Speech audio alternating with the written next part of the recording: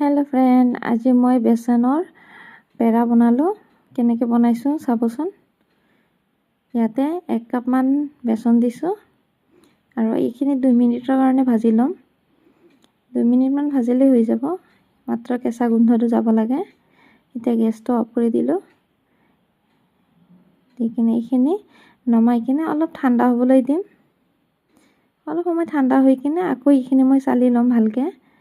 चाली लले मिहि हब और खाइও ভাল লাগিব। और इते 2 চামুচ मान दिलो मिल्क पाउडार और 1 চামুচ दिलो मैदा।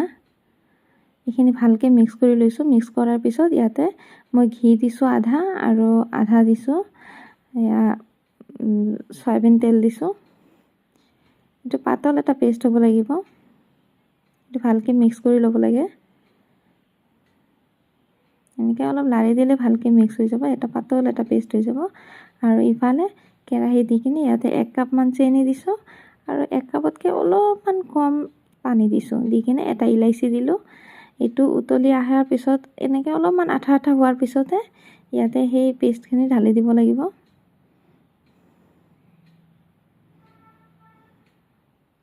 এইখিনি ঢালি দিয়াৰ 2 মিনিট মান নোযোৱাতে এইখিনি চাব এনেকৈ উঠি অহাৰ নিচিনা হৈ গৈছে। এইটো বেছি সময় ভাজিব নালাগে। যেতিয়া দেখিব কেৰাহীটো এৰি আহিছে তেতিয়াই নমাই দিলে হ'ল বেলেগ এটা পাত্ৰত। আৰু এইটো কিন্তু বিৰাট জলদি জলদি বনাব লাগে দে। অলপ লেট কৰিলে এইটো শুকাই উঠিব। সেইকাৰণে তেতিয়া আৰু বেলেগ শেপ দিয়া নাযাব। আপোনালোকে যেনেকৈ পাৰে সেনেকৈ শেপটো দিব। ইয়াতে ময়ো দিছোঁ এনেকৈ কিবা এটা মুখা লৈছোঁ।